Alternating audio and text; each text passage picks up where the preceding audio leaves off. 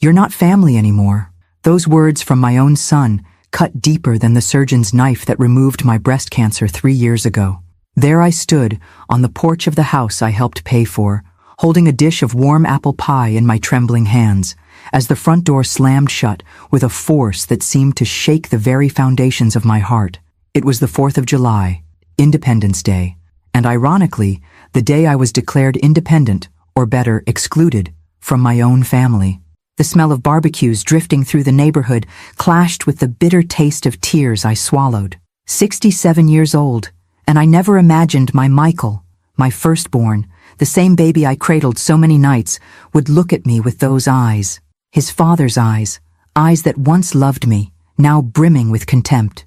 "Mrs. Thompson, are you all right?" a delivery man from the house next door asked, seeing me standing frozen like a statue, clutching a pie that no one would eat. I didn't answer. How could I explain that I'd just been banned from my own family's celebration? How could I say that my hands had made that pie with extra cinnamon, just how Michael liked it since he was 7, and now it was growing cold along with my heart? I turned away and walked to my silver Toyota Camry, the same one I'd been driving for 12 years. I placed the pie on the passenger seat, almost like it was a person, a companion, something that wouldn't reject me. "Ellie, you're pathetic," I muttered to myself as I started the car. The radio started playing Sweet Caroline, and I slapped it off. Neil Diamond was the song playing when I met Harold, my late husband. Not today. Today, silence would be my only soundtrack. I drove aimlessly through the streets of Boston, passing happy families carrying coolers and folding chairs toward the Charles River to watch the fireworks. American flags waved on nearly every house. Freedom, celebration, family. Everything I no longer had. What Michael didn't know, what no one knew, was that I'd been planning this visit for months, not just to bring a pie, not just to try for reconciliation. I had an envelope in the glove compartment, an envelope with results that changed everything. I parked near Boston Common and finally let the tears fall. Not the polite tears of a society woman, but deep, gut-wrenching sobs that shook my whole body. I cried for lost time, for mistakes made, for words left unsaid. But most of all, I cried for what Michael would never know now. My phone rang. Sarah, my daughter. She probably already knew what had happened. She and her brother were always close, even in their differences. I took a deep breath, trying to steady my voice. "Mom," her voice sounded worried. "Michael just called me. What happened?" "Nothing that hasn't happened before, dear," I answered, trying to sound stronger than I felt. "Just your brother exercising his right to independence. He said you showed up without calling and started questioning Diane about the kids' education. Is that true?" I closed my eyes. Of course that's how he'd tell it. Of course Diane, my daughter-in-law, would turn my simple question about Tommy's grades into some territorial invasion. "Sarah, I just asked if Tommy was doing better in math. You know that." "Mom," she interrupted, "you promised you wouldn't do that. After last time, you promised to give them space.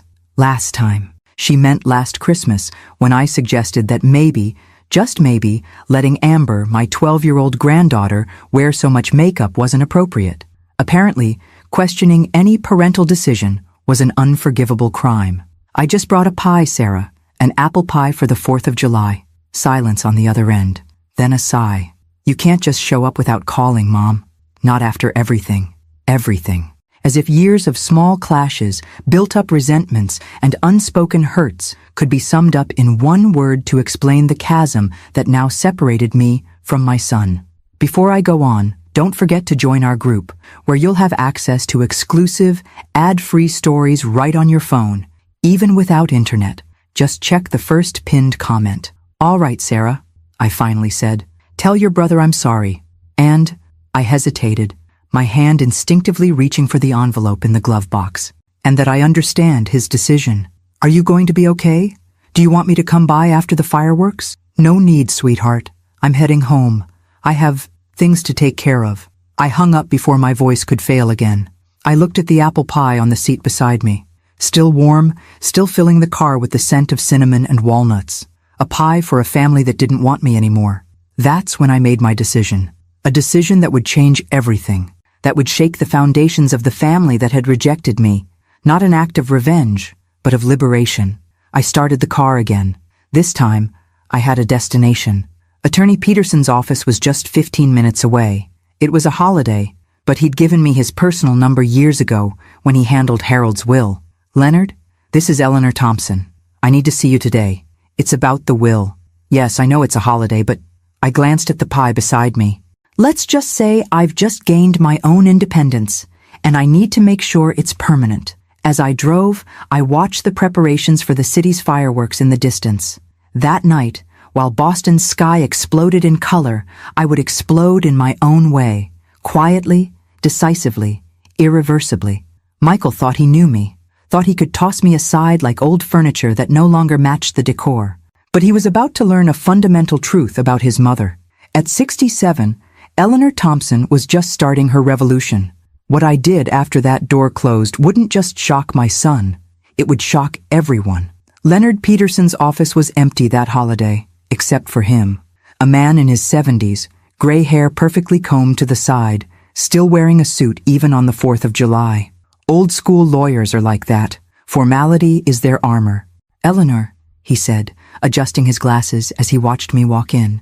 "When you called, I admit I was worried. What could be so urgent that it couldn't wait until tomorrow?" I placed the apple pie on his mahogany desk. The smell of cinnamon filled the austere office. "I brought you dinner," I said, trying to smile. "I figured you'd be here alone." Leonard raised an eyebrow. We'd known each other for 30 years. He knew I wasn't there just to share dessert. "Is it Harold's will you want to revisit?" "It's been 5 years, Eleanor. I thought everything was settled." I opened my purse and pulled out an envelope. Not the blue envelope from the glove compartment that held my own sentence. This one was white, official, stamped with the Massachusetts General Hospital logo. "It's not Harold's will I want to change, Leonard. It's mine." I handed him the envelope. I watched his brows furrow as he read the results, the diagnosis, the prognosis. His eyes lifted to meet mine, now full of compassion. 6 to 8 months, I said, with a calm that surprised me. "That's what I have left, and I want every minute to count." Leonard set the papers on the desk, took off his glasses, and carefully wiped them with a silk handkerchief he pulled from his jacket pocket. A ritual to buy time, to process. "Treatment?" he finally asked. "There are options. Palliative chemo, maybe a few extra weeks, reduced quality of life." I shook my head. "No, thank you." "Do your children know?" My silence was answer enough. "Eleanor, Michael told me today I'm not family anymore," I interrupted, feeling anger rise again. He closed the door in my face, literally. "Family conflicts happen, especially on holidays," Leonard said, taking a fork from his drawer and trying a bite of the pie. Extraordinary as always. But Eleanor, you can't make permanent decisions based on temporary emotions." I stood up and walked to the window. Outside, Boston was preparing to celebrate. Families, freedom, independence. These aren't temporary emotions, Leonard. Michael and I, this has been building for years. Small wounds that never healed, words we can't take back. I turned to face him. "Do you know what he said to me right before closing the door? 'I'll never forgive you for what you did to Dad.'" Leonard stopped, fork in midair. "What did he mean by that?" I took the blue envelope from the glove compartment that I'd brought with me. It was sealed, never opened. Harold died believing Michael was his biological son. The fork clattered onto the desk with a sharp sound that seemed to echo through the whole office. Leonard stared at me, speechless. "But you were married for 40 years. 42, I corrected. "And we were engaged when I got pregnant. But Michael isn't Harold's son." Saying those words aloud for the first time in 42 years felt like having a huge weight lifted from my shoulders. A secret kept for so long it had become part of me. "Eleanor, I never told anyone. Not Harold, especially not Harold." I sat down again, exhausted. He never questioned. Michael was premature, born 7 months after the wedding. A big, healthy baby for a premature, but no one dared comment. Leonard shook his head, incredulous. "And the biological father?" "Robert Callahan, my first love. He came back to Boston for a summer before I married Harold. One last meeting, one last night. Does he know?" "He died 15 years ago. Cancer, too. He never knew." Leonard sighed deeply, leaning back in his chair. "And you want to tell Michael now? After all these years? On your deathbed?" "I don't know, Leonard. I don't know if I want him to know. Part of me thinks he deserves the truth. Part of me, my voice faltered. Part of me fears it would just confirm that he's right to push me out of his life. So what do you want? I straightened my back, took a deep breath. I want to change my will. I want to sell my house. I want to spend the months I have left truly living, Leonard. Really living. No lies, no pretending, no more being the Eleanor everyone expects me to be. And your assets? Michael will get enough for his children's education. The rest goes to Sarah and to a cancer research foundation. I paused. And I want you to be the guardian of this. I handed Leonard the blue envelope. What's in here? The truth. All of it. Letters to Michael, to Sarah, to my grandchildren, and... I hesitated. Michael's original birth certificate, before I had it changed. Leonard took the envelope with care, as if it might explode. You want me to give this to them when I'm gone, yes, unless I decide to tell them before. The lawyer nodded slowly, placing the envelope in his briefcase. And now? What will you do now, Eleanor? I looked out the window again. The sun was starting to set. Soon the fireworks would begin. Now? I'm going to watch the fireworks. Alone. Like an independent woman on Independence Day. I smiled with more confidence than I actually felt. And tomorrow, I'll start living the rest of my life. Leonard stood and went to a bookcase, pulling out a bottle of whiskey and 2 glasses. I shouldn't drink with my medication, I commented. 1 sip won't kill you, he replied, pouring a glass for each of us. Then, realizing what he'd said, he froze. Eleanor, I didn't mean... I started laughing. A real freeing laugh. Soon Leonard joined in, and we laughed together like 2 old friends laughing at the biggest joke the universe has to offer, mortality. We raised our glasses. To life, Leonard proposed. To truth, I replied. We drank. The whiskey burned my throat, a reminder that I was still alive, very much alive. 2 hours later, I parked my car atop a hill overlooking the Charles River. The crowd gathered below, families sprawled on blankets across the grass, children running with sparklers, couples holding each other close. I grabbed my phone and sent a message to Sarah. I'm okay. Don't worry. Love you. I have news to share. Lunch tomorrow? Her yes came almost instantly. The first boom of fireworks filled the sky. Explosions of red, white, and blue reflected on the waters of the Charles. So American, so traditional, so familiar. I thought about the blue envelope now safe with Leonard. I thought about the months I had left. I thought about Michael, about his last words to me. You're not family anymore. What he didn't know, what no one knew, is that family is more than blood. It's more than DNA. It's more than a paternity test buried for 40 years. Family is choice. Harold chose to love Michael, even suspecting he might not be his biological son. He never questioned, never doubted.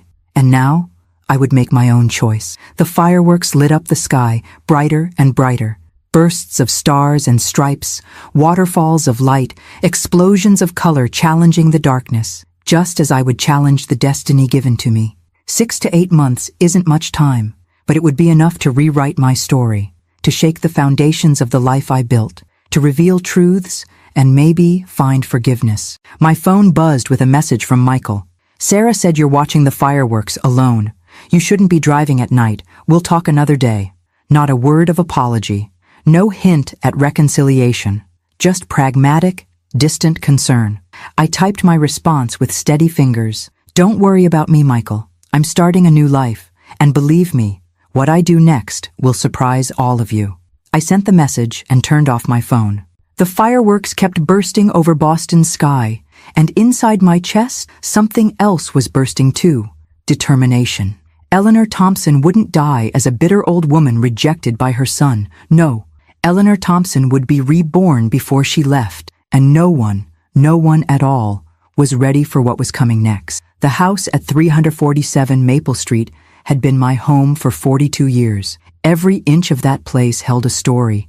The little notch in the kitchen door frame, where we marked the children's heights. The creaky stair-step that always announced when Harold was coming home late from the clinic. The corner of the living room where my reading chair had sat since 1985, facing the window that framed the big oak tree in the yard. Are you sure about this, Mom? Sarah asked, watching the realtor hammer the "for sale" sign into the front lawn. It was a July morning, just 3 days after the 4th of July incident. The air was heavy, promising a summer storm. Absolutely, I replied, signing the last document the man handed me. I want a quick sale, Mr. Collins. I don't mind lowering the price a bit to speed things up. Sarah looked at me as if I'd suddenly started speaking a foreign language. My pragmatic, always in control daughter couldn't hide her shock. But where will you go? What will you do with all this? She gestured toward the house full of furniture, pictures, keepsakes from an entire lifetime. The realtor, sensing the tension, mumbled something about coming back later and slipped out discreetly. Come, I called to Sarah, walking toward the kitchen. Let's have some tea. While the kettle boiled, I watched my daughter. Sarah had always been the sensible one in the family. Like me, a university professor, her brown hair always pulled into a messy bun, glasses with discreet frames. She'd been married to Alan for 15 years. No kids by choice.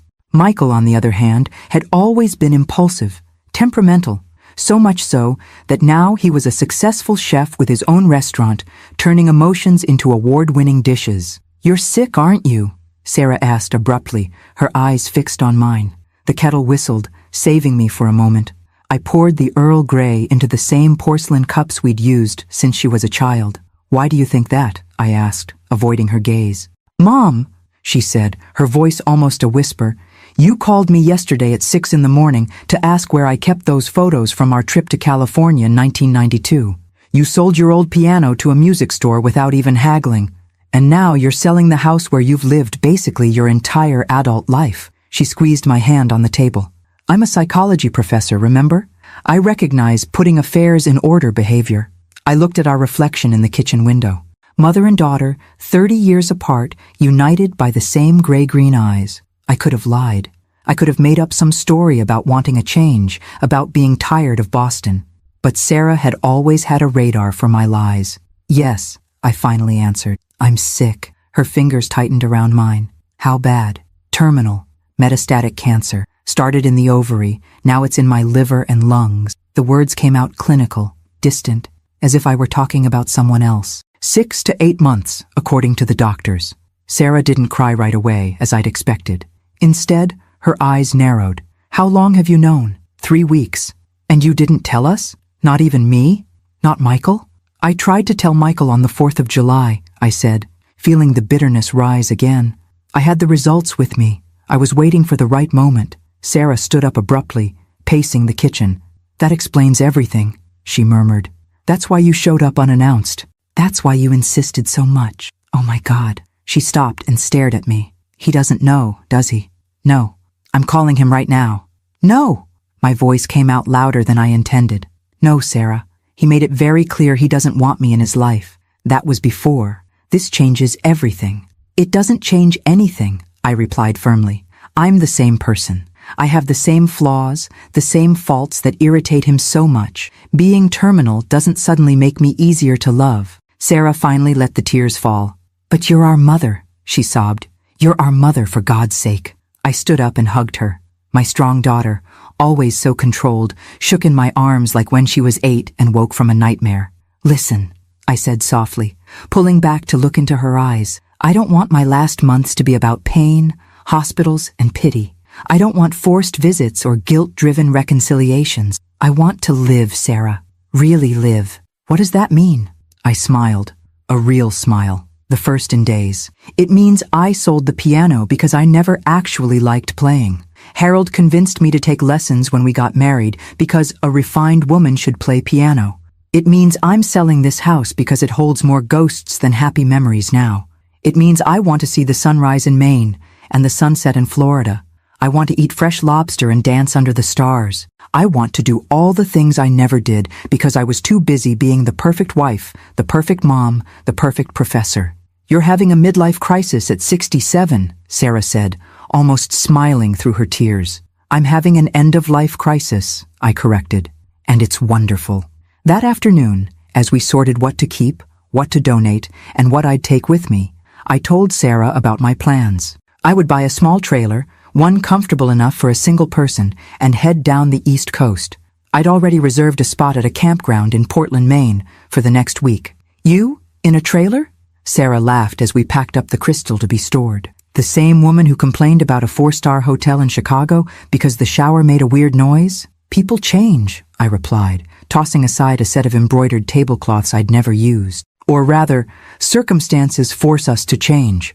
And your treatment? Doctors? Medicine? I'll take whatever is needed for comfort. But I've already decided, Sarah. No aggressive chemo for a few miserable extra weeks. I want quality, not quantity. She nodded, understanding. My daughter always understood. And what about Michael? She finally asked when we were exhausted, sitting among half-packed boxes in what had once been our living room. What about him? Will you tell him? About your illness? About your trailer adventure? I hesitated. Michael, my temperamental son, my firstborn. The boy whose eyes were shaped just like Robert's, whose smile was all Eleanor, but whose temper was unlike anyone in the family, at least anyone he knew about. I don't know, Sarah. I don't know if I want my last months to be tainted by more doors slammed in my face. He has a right to know. He has a right to reject me too. I closed my eyes, tired. Let's do this. Don't tell him for now. Let me leave. Start my journey. Maybe when I'm in, I don't know, Cape Cod? Maybe then I'll call him myself. Or maybe you can test the waters, see if he'd even be willing to talk to me. Sarah didn't look convinced, but she nodded.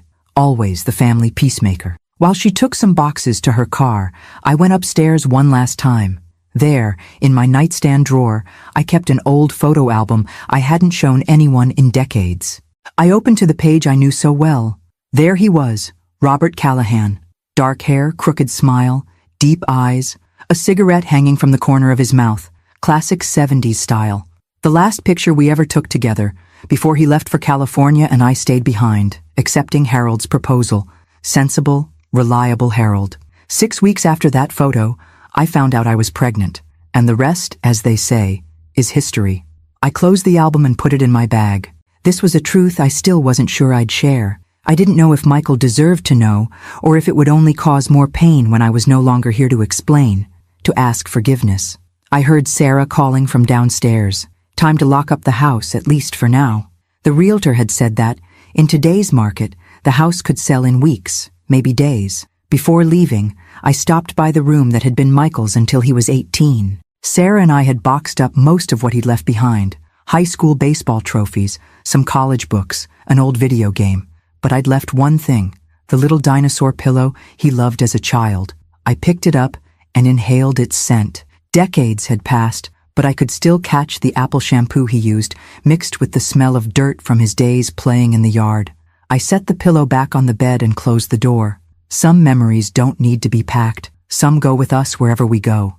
At the end of that afternoon, when Sarah left with a car full of boxes she'd keep for me, or more realistically, would inherit soon, I sat alone on the front porch. The for sale sign swayed gently in the breeze. My phone buzzed. A message from Michael.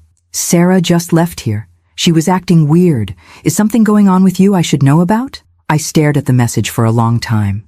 No concern, no affection. Just a direct question, almost an accusation.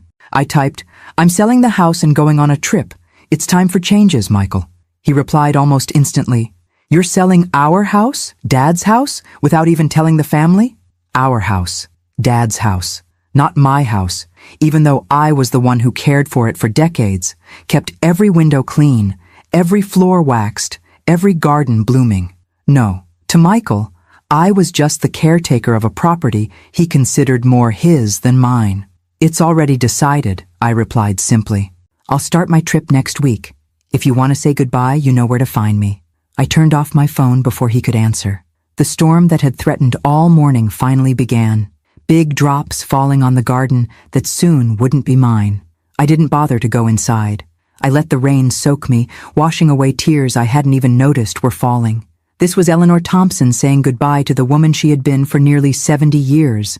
Eleanor, the devoted wife. Eleanor, the mother who was never enough. Eleanor, the keeper of secrets. From that moment on, I would be just Eleanor, and the world wasn't ready to meet her. The trailer was smaller than it looked in the pictures. 17 feet long, a mini kitchen, a bathroom the size of a broom closet, and a bed that transformed into a dining table by day. For a woman who'd spent 4 decades in a 4-bedroom house with a yard, it was basically a shoebox, and I was in love with it. Are you sure you don't want me to come with you? At least until Maine? Sarah asked for the 3rd time. watching as I put the last few items away in the compact cabinets. "You've never driven anything this big before." "I took lessons, remember? 3 days of training." I smiled, adjusting the small vase of fresh daisies I insisted on putting in the window. "Besides, this beauty is practically the size of the SUV Diane drives to soccer practice." Sarah rolled her eyes at my dig at my daughter-in-law. "Some habits are hard to break." "Michael called last night," she said, seemingly casual, testing the mattress on the tiny bed. I froze for a second, then continued organizing the few kitchen utensils I was bringing. "Really? And what did my beloved son want? To know if it's true you sold the house in 3 days, for 20% below market value." I shrugged. "Mr. Collins did a great job. A young couple, first baby on the way. They fell in love with the house the moment they saw the swing in the oak tree. Michael is furious. He says you're throwing away the family's inheritance. As far as I know, my name was the only one on the deed since Harold passed." I shut the last cabinet a little harder than necessary. "Funny how he's so concerned about the family inheritance now that he's excluded me from that same family." Sarah sighed, standing up and putting her hands on my shoulders. "He doesn't know about the cancer, Mom. If he did what? He'd stay with me out of pity? Tolerate me out of some sense of filial duty?" I shook my head. "No, thank you. I'd rather have the honesty of rejection than the hypocrisy of forced compassion." "That's your pride talking." "Maybe, but it's all I have left now." Sarah hugged me, long and hard, as if she could keep me there by sheer willpower. "Call every day," she murmured into my hair. "And if you feel anything, pain, shortness of breath, dizziness, go straight to a hospital. Promise?" "I promise," I answered, knowing full well I was probably lying. I didn't want to spend my last days in ER waiting rooms. At 9:30 on that sunny Wednesday morning, I set off from Boston, heading north for Portland, Maine. Traffic was light, and my little trailer, which I'd named Liberty in a fit of romance, handled well on the highway. A playlist Sarah had made for me played softly on the radio. Nina Simone, Aretha Franklin, Etta James, the soundtrack of my youth. Somewhere after Portsmouth, New Hampshire, I stopped at a roadside diner for coffee.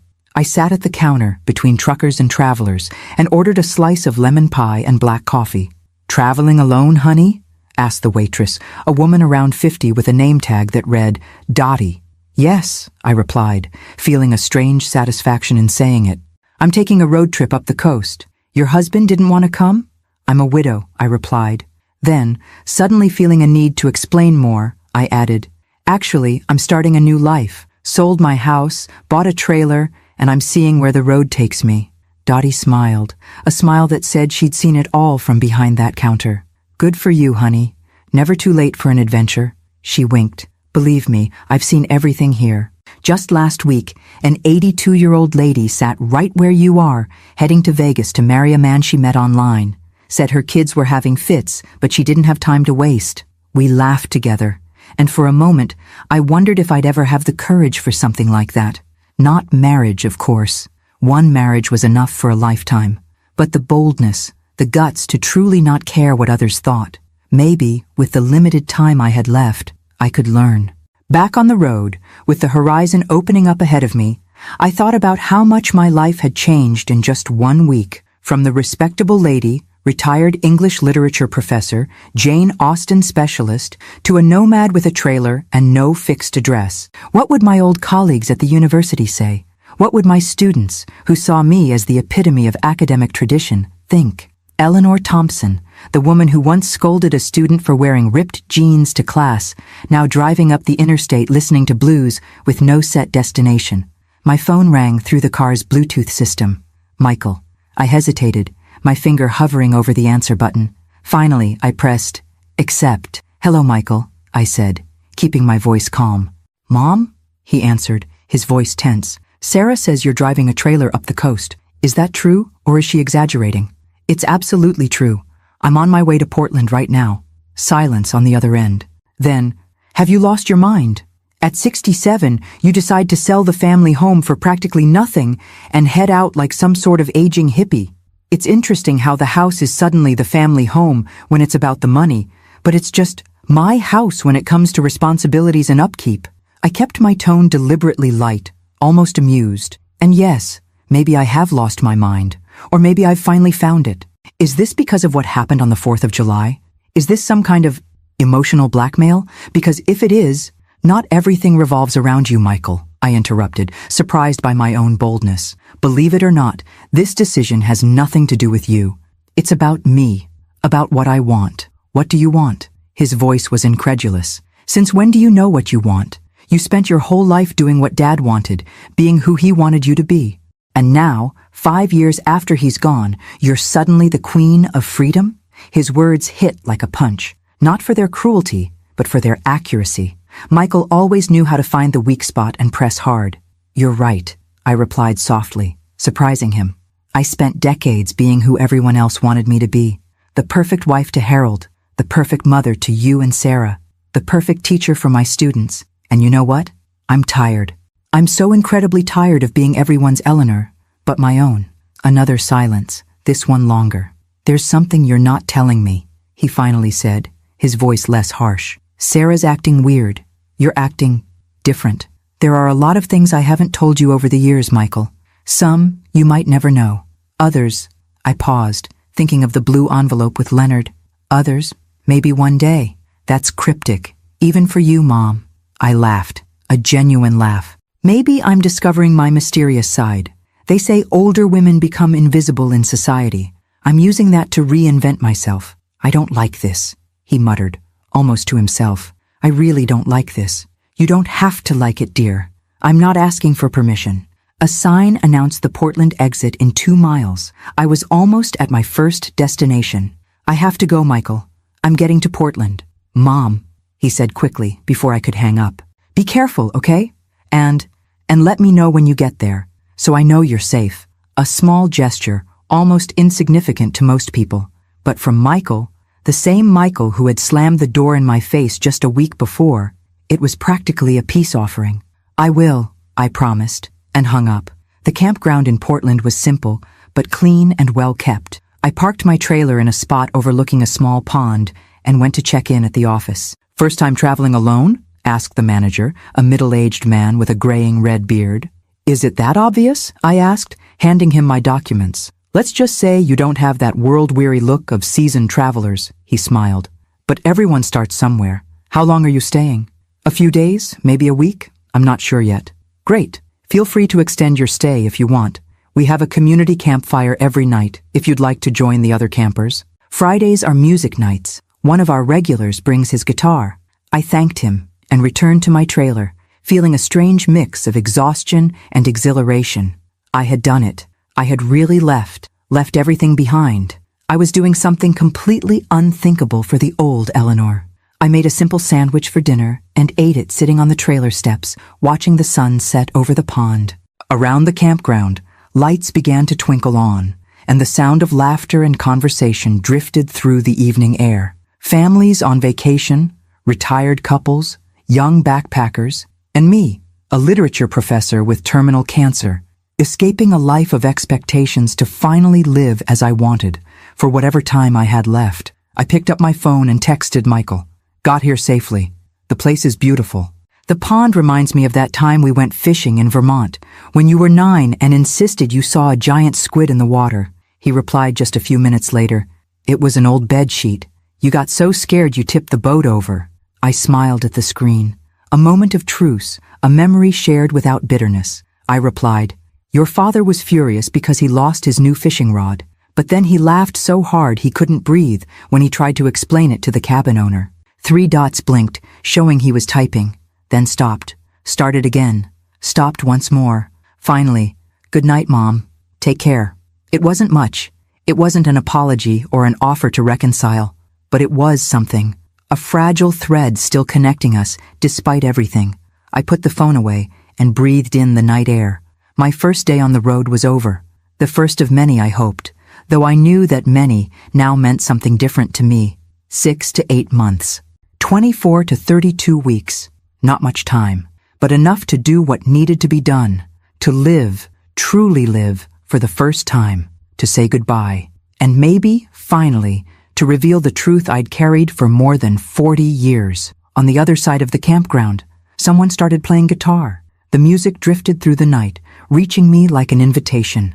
I'd lived my whole life inside the lines. Now, in the twilight of my days, it was time to step beyond them. I stood up, smoothed my now short hair, another recent act of rebellion.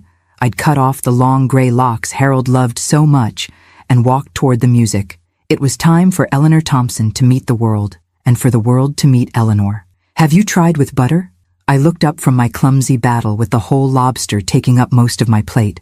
A sun-bronzed, gray-haired man watched me from the next table, a warm and amused smile on his face. Is it that obvious? I asked, feeling my cheeks flush. He laughed, a pleasant, deep, genuine laugh. Only to a trained eye. I was born and raised in Maine. I can spot a lobster rookie a mile away. We were at Portland Lobster Company, a seaside restaurant recommended by the campground manager. After 3 days exploring the city, walking for hours on rocky beaches and visiting historic lighthouses, I decided to treat myself to a classic local dinner. What I hadn't anticipated was the spectacle of my ineptitude with an entire crustacean. Actually, I confessed, this is the first time I've eaten a lobster that didn't come already cleaned and prepped in a fancy Boston restaurant. He stood, picking up his plate and craft beer. Mind if I join you? I promise a free lesson in eating lobster like a true Mainer. At any other moment in my life, I would have politely refused. Eleanor Thompson did not dine with strangers, especially male strangers. But the new Eleanor, the Eleanor with an expiration date, just smiled and gestured to the empty seat in front of me. Please, save me from this public humiliation. He settled in with the easy confidence of someone completely comfortable in his own skin. Jack Peterson, he introduced himself, extending a large, calloused hand. Eleanor Thompson, I replied, shaking his hand. So, Eleanor Thompson, first lesson. Forget all that paraphernalia. He pointed at the little forks and crackers I was fumbling with. Use your hands. It's messy, it's chaotic, it's how it's meant to be. For the next hour, Jack taught me the anatomy of a lobster, which parts to eat, which to avoid, and the best way to extract the precious meat without looking like I was performing delicate surgery. Between sips of local craft beer, another first for me, and stories about life in Portland, I learned he was a widower of 6 years, a former Coast Guard sailor, now retired and working part-time as a fishing guide for tourists. So what brings a sophisticated Boston professor to our humble shores? He asked when we reached dessert, a blueberry pie so good it nearly brought me to tears. I hesitated. What could I say? I'm dying and trying to live before it's too late didn't seem right for a light dinner by the sea. I'm on a journey of self-discovery, I finally answered. Sold the family house, bought a trailer, following the coast, everything a respectable 67-year-old woman shouldn't do. His blue eyes, crinkled at the corners, sparkled with approval. Ah, a late-blooming rebel, my favorite kind of person. It's such a cliché, I admitted, laughing at myself. The middle-aged widow searching for meaning. Next thing you know, I'll be meditating at a spiritual retreat or making a vision board with motivational quotes. Jack laughed heartily, drawing glances from nearby tables. Nothing's a cliché when you're actually living it, Eleanor. And believe me, I know the difference between someone following a script and someone truly searching for something. And what's the difference? I asked, genuinely curious. The eyes, he replied without hesitation. Yours have that perfect mix of fear and determination, like someone learning to swim in deep water, scared, but refusing to go back to shore. His observation caught me off guard. That was exactly how I felt. You're more perceptive than you look, Mr. Peterson. Jack, he corrected. And you haven't told me how long you're staying in Portland. A few more days, maybe. I don't have a set itinerary. He smiled again, paying the check despite my protests. Good, because tomorrow's a perfect day for sailing, and my boat needs the exercise. What do you say? Want to see the Maine coast the right way? By sea? Old Eleanor would have politely declined. She would have invented commitments, expressed concern about going out with a man she barely knew, reminding herself that respectable ladies don't get on boats with strangers. But new Eleanor, the Eleanor counting her days instead of wasting them, just smiled and said, "What time should I be at the dock?" Jack's boat, ironically named Second Chance, was a 32-foot sailboat, immaculately kept. I arrived at the dock at 9 a.m. the next morning, as agreed, dressed in the most seaworthy clothes I could improvise. Jeans, a navy sweater, and a cap I'd bought at the Lighthouse souvenir shop. You look like a real sailor, Jack teased, reaching out to help me aboard. Clearly, I replied dryly. Nothing says sea expert like a cap that says I hearts Maine in glitter. We spent the day sailing Casco Bay, with Jack pointing out islands, telling stories of shipwrecks, and sharing local legends. I learned the difference between port and starboard, helped, awkwardly with the sails, and felt the unique freedom of being at sea, far from everything and everyone. When we anchored in a small, sheltered cove for lunch, Jack made simple sandwiches and opened a bottle of white wine. To the sea, to freedom, and to new friendships, he toasted, clinking his glass with mine. Sitting on the bow, with the late afternoon sun painting the sky orange and pink, I felt a peace I hadn't known in years, decades maybe. "Can I ask you something personal?" I said, watching the gulls circling the boat. "Go ahead. You don't seem resentful about losing your wife. How do you do it?" Jack looked out over the water, thoughtful. "Catherine and I had 38 years together. Good years, most of them. When cancer came, it was fast. 4 months from diagnosis to the end." He paused, sipping his wine. "The first 2 years after she died, I was furious. At God, at the doctors, at the world. Drank too much, isolated myself, pushed my kids away. What changed?" "A storm," he answered, smiling at a private memory. "I was on this very boat, drunk and feeling sorry for myself, when a sudden storm hit the bay. Almost lost second chance, almost lost myself with it. When I finally made it back to the harbor, soaked and sobered by fear, I realized Catherine would have slapped me upside the head if she'd seen me like that." He turned to me, his clear eyes reflecting the sunset. "I realized I had a choice. Spend the rest of my life mourning what I lost, or honor what we had by fully living whatever time I had left. I chose the second." I felt tears rising, unexpected and unwelcome. Jack, with the kindness of a man used to respecting boundaries, pretended not to notice, busying himself pouring more wine. "Do you have kids?" I asked, trying to change the subject. "2. Jennifer lives here in Portland with her husband and my 3 grandkids. Mark's in Seattle, works in tech, so complicated I don't even try to understand anymore." He smiled with paternal pride. "And you?" "2 as well. Sarah, the sensible one, a college professor like I was, and Michael." I hesitated. "Michael's a chef, owns his own restaurant in Boston. We're complicated right now." "Ah, the famous complicated," Jack said. "In my day, we just called it a big fight." I laughed, appreciating his honesty. "It was more than a fight. He told me I'm not family anymore." Literally slammed the door in my face. Jack whistled low. Must have been something serious. "Honestly, it was over nothing," I said, surprised by the bitterness in my voice, or rather, the buildup of decades of little disappointments, unmet expectations, words taken the wrong way. The last straw was me showing up unannounced on the 4th of July and asking about my grandson's grades. Jack murmured, unconvinced. "There's usually more behind closed doors." I thought of the blue envelope kept with Leonard, the secret I'd carried for decades. The truth that could destroy the image Michael had of his father, of himself. "Maybe," was all I said. Jack, with the tact of someone who recognizes dangerous ground, changed the subject, telling stories from his Coast Guard days. When the sun finally set, we sailed back to the harbor under a starry sky, with the crescent moon lighting our way. On the dock, I hesitated. Old Eleanor would have thanked him for the wonderful day, and left. New Eleanor wanted more time, more conversation, more life. "You know what I've never done?"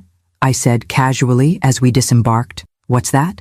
"Walked on the beach by moonlight. Seems like the kind of thing a woman on a journey of self-discovery should do, don't you think?" Jack smiled, that same warm smile that had won me over lobster the night before. "I know just the beach for that, and it's only 10 minutes from here." The beach was just as he'd promised, deserted, with soft sand and the hypnotic sound of gentle waves. We walked barefoot, talking about books. He was an avid reader of historical nonfiction. Music, we shared a love for classic jazz, and places we dreamed of visiting. He'd never been to Europe. I'd never seen the Grand Canyon.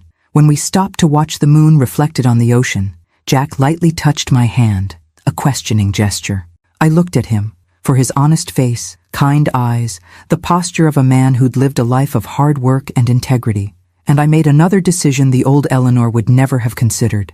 I laced my fingers through his. "Can I be very direct, Eleanor?" he asked, his voice softer than before.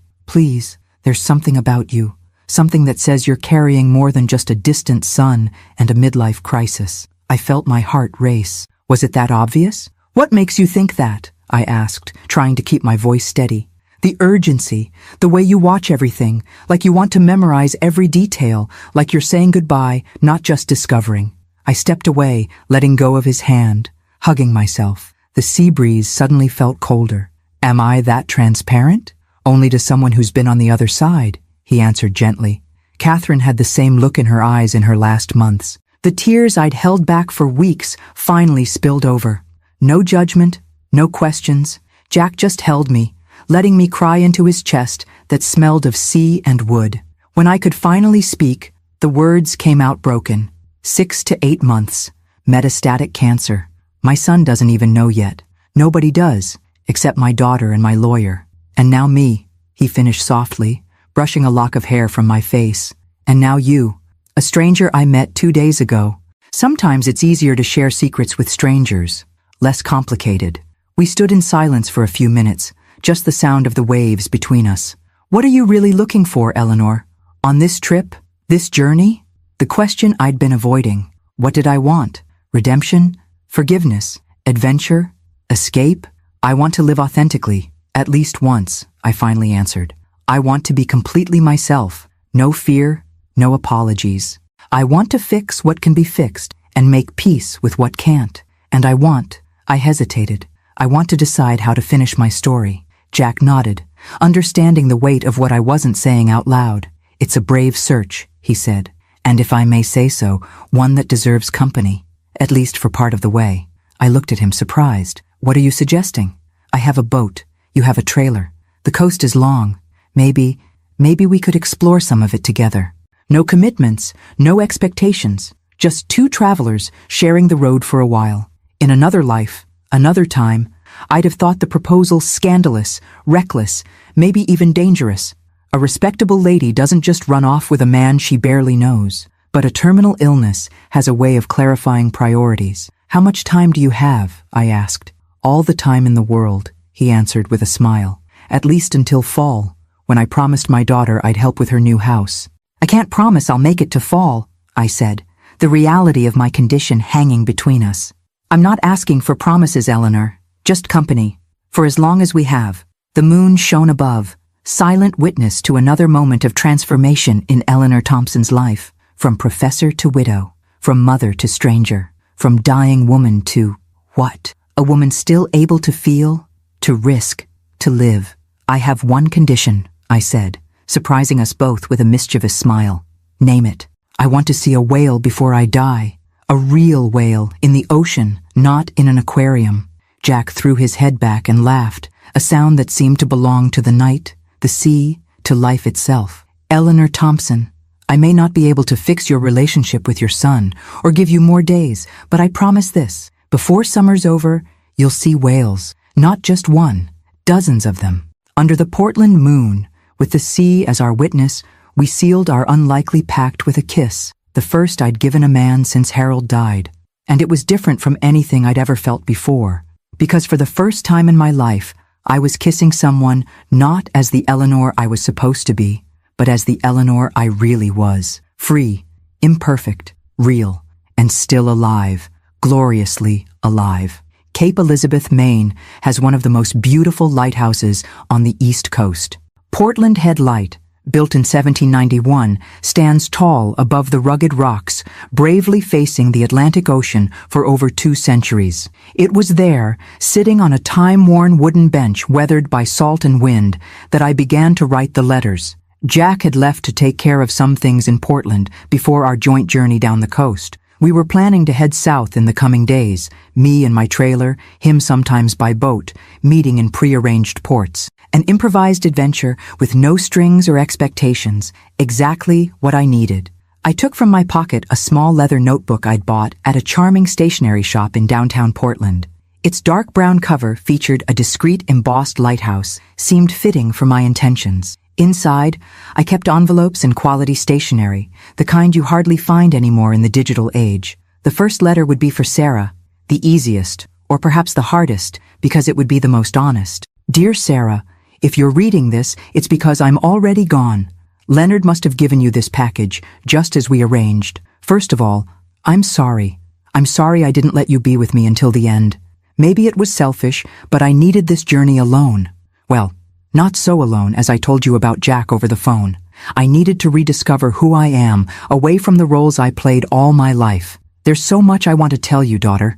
So many truths I kept, some to protect, others out of cowardice. The first truth, you were always my anchor. While Michael was the storm that constantly challenged me, you were the safe harbor that kept me centered. Maybe that's why I was harder on him and softer on you. It wasn't fair to either of you. The second truth, and maybe the most important, your father loved you both deeply, but there was a burden in his relationship with Michael that you never fully understood. It wasn't coldness, as you sometimes suggested. It was guilt. Harold knew, Sarah. He always knew. I stopped writing, watching a seagull land nearby on the bench. How to explain? How to put into words something I never fully understood myself? I took a deep breath and continued. The night I found out I was pregnant with Michael, I cried myself to sleep, not from joy, but from panic. Harold and I had been engaged for only a month, and 3 weeks earlier, I'd made what I then considered the worst mistake of my life. One night with Robert, my first love, who had briefly returned to Boston. When I told Harold about the pregnancy, I saw something in his eyes, a silent calculation, an unspoken doubt. He never asked, I never confessed. We married 2 months later, and Michael was born prematurely, 7 months after the ceremony. But your father was a smart man, Sarah. And as Michael grew, certain features became impossible to ignore. The shape of his eyes, the dimple in his chin, the quick temper that neither Harold nor I had. One night, when Michael was about 8, Harold came home late from a medical conference. I was already in bed, pretending to sleep. He sat on the edge of the mattress and said in the dark, "It doesn't matter where he came from, Ellie. He's my son, the only son I'll ever have." I pretended not to hear, and we never spoke of it again. Years later, I found out why. Harold had mumps as a teenager, which left him sterile. He knew from the start that Michael couldn't be his biological child, and even so, he chose to love us, chose to raise Michael as his own. Tears blurred my vision, lightly smudging the ink on the page. I wiped them away and continued. This is the truth Michael never knew, that his father loved him not out of obligation, not by mistake, but by conscious, deliberate, daily choice. And this is the truth that broke my heart when on July 4th, he accused me of doing something terrible to Harold. What Michael overheard, a few days before his father's death, was only part of the story. Harold, delirious from medication, murmured something about forgiving Ellie and the boy. Michael took it as some betrayal on my part that had hurt his father. He never guessed it was Harold's act of forgiving himself for never having the courage to admit his infertility, for letting me carry the weight of that secret alone. Sarah, only you can decide if Michael should know the whole truth. I've included a letter for him too, but it's up to you to judge if he's ready to receive it. As for you, my sensible daughter, my peacemaker, my heart, I want you to know that I was happy. Despite the secrets, despite the omissions, despite the small and large flaws we all have, I had a full life. And these last months on the road, rediscovering myself, were a gift I never thought I deserved. I love you more than words can say, Mom. I placed the letter in the envelope, sealed it, and wrote Sarah's name in my best handwriting. One letter done, many still to write. My phone buzzed with a message from Jack. I'm coming back. Dinner in the trailer or at the restaurant? I smiled at the screen, quickly replying, trailer. I have wine and stories to share. As I put away my phone, I noticed 3 missed calls from Michael. No voicemails. Typical, wanting to communicate, but only on his terms, in his own time. I decided the next letter would be for him. The hardest, no doubt. How do you explain 4 decades of secrets? How do you ask forgiveness for a lie that big? Before I could begin, my phone rang again. Michael. Hello, I answered, keeping my voice neutral. Finally, he replied, sounding irritated. Where are you? I've tried to reach you all day. I'm in Cape Elizabeth watching the lighthouse. It's stunning, you know? Built by order of George Washington. Mom, I don't care about lighthouse history right now. We need to talk about the house. Of course. The house. Always back to that. The house has already been sold, Michael. That's done. It's not that simple. His voice was tight, controlled. I found some things in the attic at Sarah's house. Things you left with her. My heart raced. What things? Letters. From Dad to you, from when you were engaged, and... He hesitated. Some from a Robert Callahan. The world seemed to freeze around me. The letters, the damned letters I thought I'd destroyed decades ago. Apparently some survived, hidden in an old box Sarah had saved during the move. Michael. Who is he, Mom? This Robert? The letters are from just months before you married Dad. He writes like you had some sort of history. I closed my eyes, feeling the weight of 42 years of secrets on the brink of collapse. We did, I finally answered. Robert was my first love, before your father. He mentions a meeting in Boston, weeks before you married Dad. Every word from Michael was a sharp needle bursting the balloon of lies I'd inflated for decades. It was just one night, I replied, surprised at my own honesty. A goodbye, silence on the other end. Then, how many weeks before the wedding exactly? There it was, the question I'd always feared, the merciless math that could no longer be ignored. Michael, this isn't a conversation to have over the phone. How many weeks, Mom? His voice trembled now, between anger and something more vulnerable. 3 weeks before the wedding, I said, almost whispering. Please, Michael, we need to talk about this in person. And I was born how long after the wedding? 7 months, I answered automatically. But it was a premature birth. Yeah, I've heard that story my whole life. His laugh was bitter, cutting. Except I found my original birth certificate in the same box. Not the copy you always showed me. The original. My blood ran cold. The certificate I thought I'd destroyed decades ago. The irrefutable proof. Michael, please, how much did Dad know? Was he an idiot, or did he just pretend not to notice you got pregnant by another man? The anger in his voice was palpable, but also the pain. A deep, old pain finally finding its voice. Your father knew everything, I replied, tears now streaming freely.